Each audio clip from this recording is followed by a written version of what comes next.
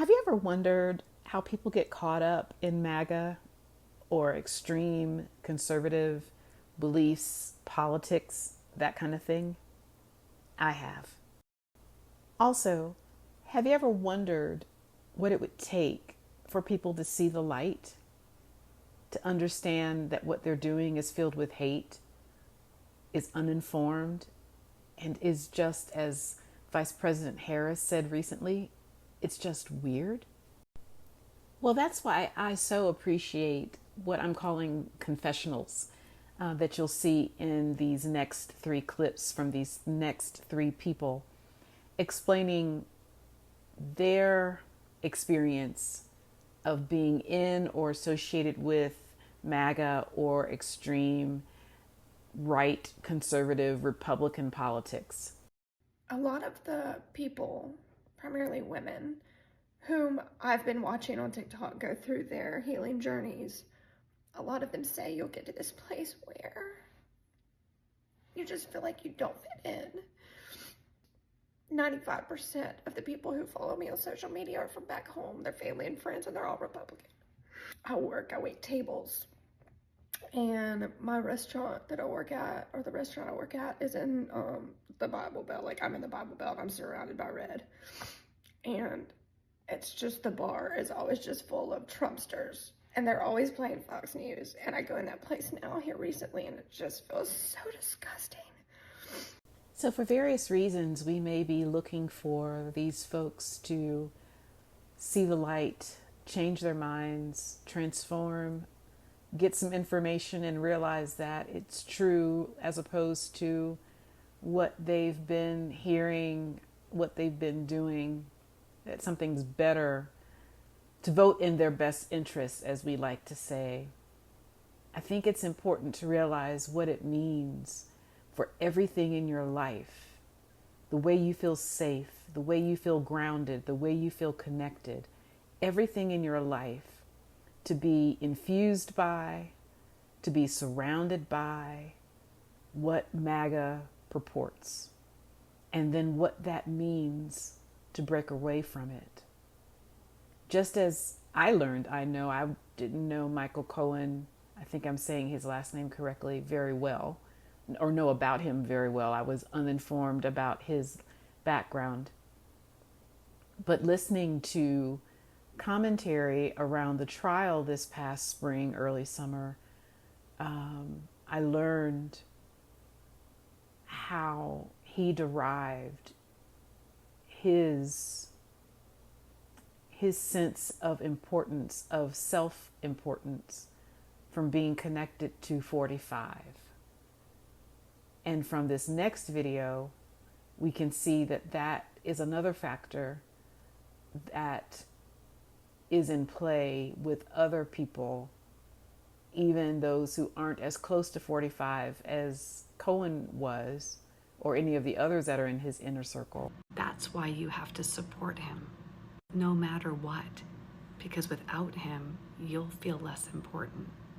You become irrelevant. He gave you an identity, and that is too difficult for you to let go. And so you'll wear these bandages on your ears to identify with a person who has done all of the things, all of the horrendous things. It's not just how he speaks, which is offensive and off-putting, but what he does. And so, even though it makes no sense, this is what you'll do to identify with and to follow a person like that. One of the reasons that so many have followed Trump, especially in 2016, and elected him, is because of the information.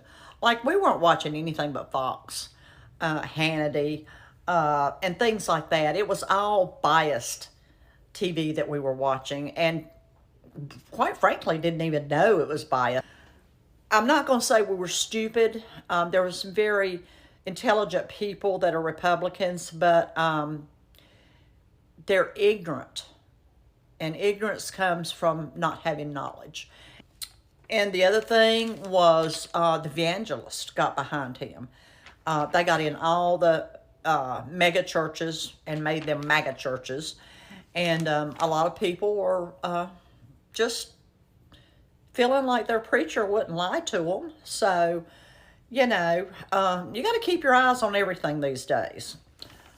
So, as we want hope to spread as much as possible, and for the beauty and wonderfulness of freedom and decency and respect, all of those wonderful qualities of life, as much as we want all of that to not be such a fight all the damn time, as much as we want that,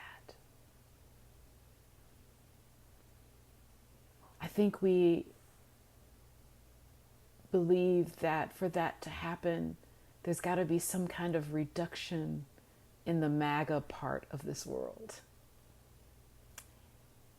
And so we ask, what will it take for MAGA type presence to be reduced, at least, if not eliminated?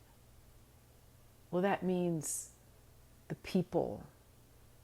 It has to be a part of the will of the people who are a part of that part of the world, to not be so engaged, to not be so fervent, to indeed see the light and retreat from it, as we've seen in these clips. And while I'm not intending or don't want to preach any kind of spiritual mandate, but it does involve an inner shift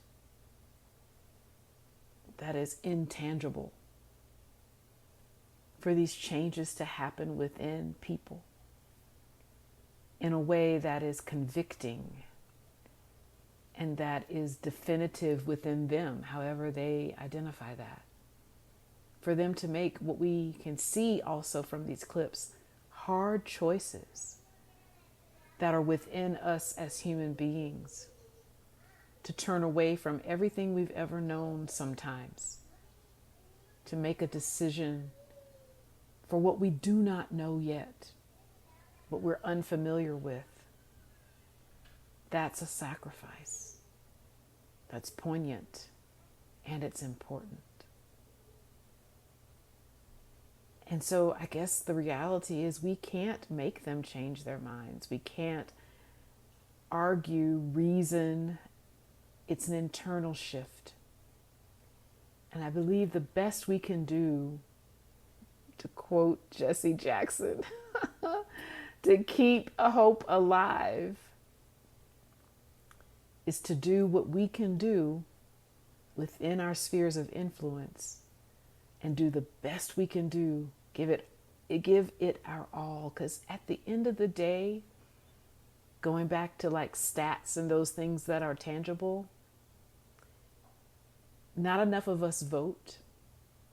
So if we can get more of us to vote, I do believe that those of us who see the light, who are surrounded by it and live in hope and goodness and decency and respect, statistically, we do outnumber those who haven't made it here yet.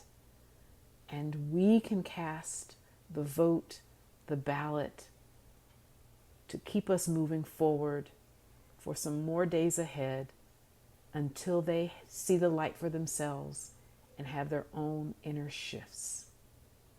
Ashe, ashe, asheo.